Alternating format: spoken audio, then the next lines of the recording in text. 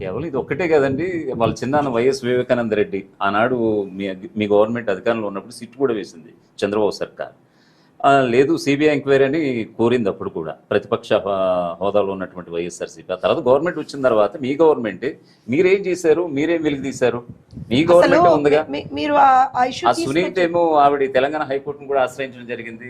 అక్కడ ఏపీ సర్కార్ వల్ల అవ్వదు, మీరు ఖచ్చితంగా దీనికి సిబిఐ ఎంక్వైరీ ఆదేశించాలంటే అప్పుడు కేంద్రం వెంటనే స్పందించింది. సిబిఐ ఎంక్వైరీ నడుస్తుంది. మీరు ఒక విషయం, ఆ రోజున వైఎస్ వివేకానంద రెడ్డి గారి హత్య జరిగిన తర్వాత మరో రోజే బ్యానర్ ఐటమ్ వాళ్ళ పార్టీకి సంబంధించినటువంటి పేపర్లో, బ్యానర్ ఐటమ్ వాళ్ళ పార్టీకి సంబంధించినటువంటి టీవీల్లో ఏంటి, సింపుల్ గా నారాసుర రక్త చరిత్ర.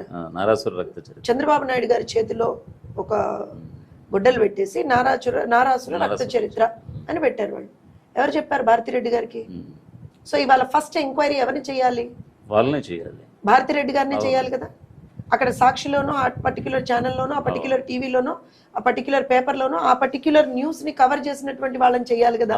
మీకు ఎక్కడి నుంచి ఇన్ఫర్మేషన్ ఉంది అని అడగాలి కదా. ఇప్పుడు నేను రాశాను అనుకోండి, నన్ను అడగాలి కదా, అమ్మా జ్యోత్స్న నీకు ఎక్కడి నుంచి ఉందమ్మా ఇన్ఫర్మేషన్, ఎవరు ఇచ్చారు నీకు ఇన్ఫర్మేషన్, అనానిమస్ సోర్సెస్ నుంచి వచ్చిందా, లేకపోతే మీకేమన్నా మీ రిపోర్టర్లు ఇచ్చారా, లేకపోతే మీ దగ్గర ఏమన్నా ఏమంటారంటే సిబిఐ దగ్గర లేనటువంటి సాక్ష్యాధారాలు, పోలీసులకు కూడా తెలియని సాక్ష్యాధారాలు ఏమన్నా మీ దగ్గర ఉన్నాయా అని ఎంక్వైరీ చేయాలి కదా.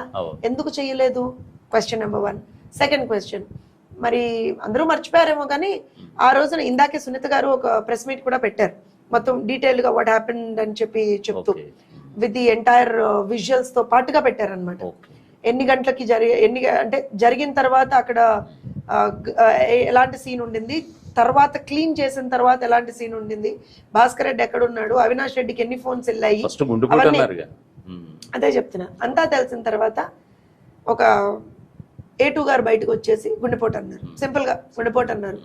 అవినాష్ రెడ్డి గారు బయటకు వచ్చారు, ఏమో మేము రక్తపు వామిటింగ్స్ అని అనుకున్నాం కానీ మాకు సస్పిషన్ ఉంది అందులో అన్నారు.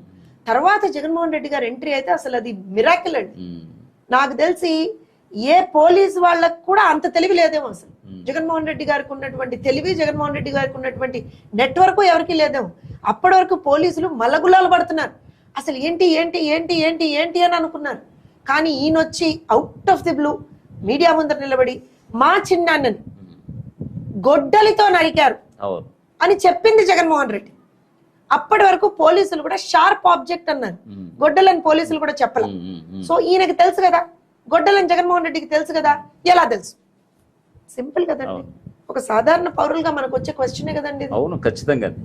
మరి తెలిసినప్పుడు జగన్మోహన్ రెడ్డి వాంగ్మూలం ఇవ్వాలిగా, ఇవ్వాలి ఖచ్చితంగా. నాకు ఇలా ఎవరో చెప్పారండి, లేకపోతే నాకు డౌట్ ఉండిందండి, లేకపోతే నాకు వీళ్ళ మీద ఒక సస్పిషన్ ఉందండి అని ఏదో చెప్పాలి కదా ఇవాల్టి వరకు. ఎందుకంటే ఆ తర్వాత మా ప్రభుత్వం పోయింది, వాళ్ళ ప్రభుత్వం వచ్చింది.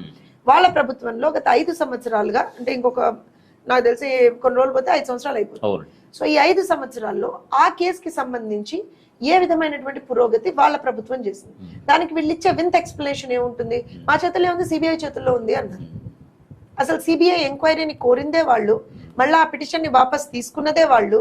సో ఇవన్నీ తెలియవనుకుంటారా?